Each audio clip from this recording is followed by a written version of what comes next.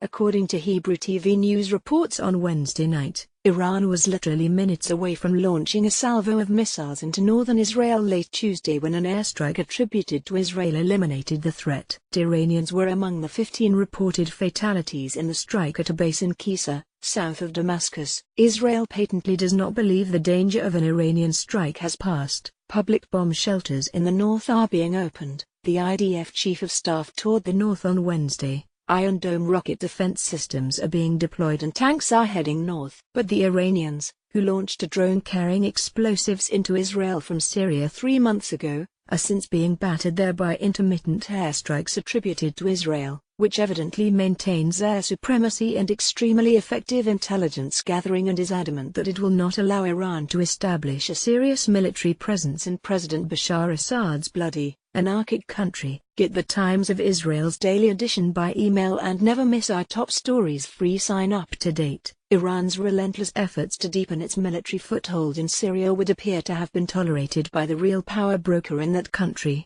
Russia. An Iron Dome missile defense system, designed to intercept and destroy incoming short-range rockets and artillery shells, is deployed in northern Israel on May 7, 2018. Jalmari AFP, but there, too, Wednesday brought more negative indications for Tehran. Israel's Prime Minister Benjamin Netanyahu was hosted by Russian President Vladimir Putin with particular pomp and circumstance. Netanyahu, who was received at a ceremony where Israel's national anthem was played, spent several hours in Putin's company and was at the president's side for Russia's annual Victory Day parade, which this year marked 73 years since the Red Army defeat of Nazi Germany. This frame grab from video provided on Wednesday, May 9, 2018 by Syrian News, shows people standing in front of flames rising after an attack on an area known to have numerous Syrian army military bases, in Qissa, south of Damascus, Syria on Tuesday. The Britain-based Syrian Observatory for Human Rights said the missiles targeted depots and rocket launches that likely belong to Iran's elite Revolutionary Guard in Qissa. Syrian News, via AP. The Prime Minister paid respectful tribute to the tremendous sacrifice by the Russian people and the sacrifice of the Red Army in defeating the Nazi monster and paralleled that Nazi threat to the danger posed to the Jewish state today by Iran.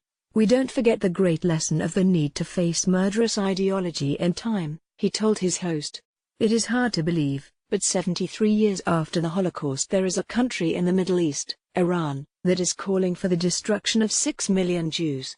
A warm welcome and plenty of Putin time is no guarantee of practical measures on the ground." But as Netanyahu headed home from Russia on Wednesday evening, he was indicating that he did not believe Israel's air supremacy in the skies over Syria was going to be compromised. Time will tell whether Russia reins in the Iranians in Syria, but Netanyahu evidently believes Putin is not about to stop Israel reining them in. Putin was hosting Netanyahu hours after U.S. President Donald Trump withdrew from the 2015 Iran nuclear deal. It's an agreement Putin emphatically supports, and that Netanyahu emphatically despises.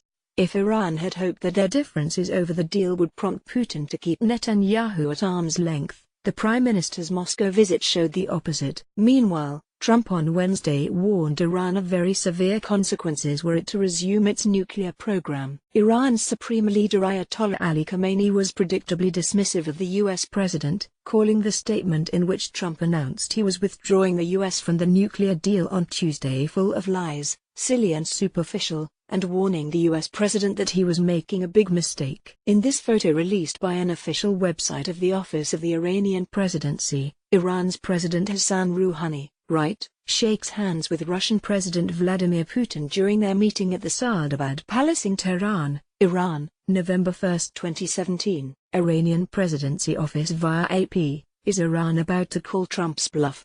President Hassan Rouhani has hinted that Iran may consider resuming uranium enrichment. Is Iran going to keep trying to strike at Israel from Syria, even if Putin is disapproving?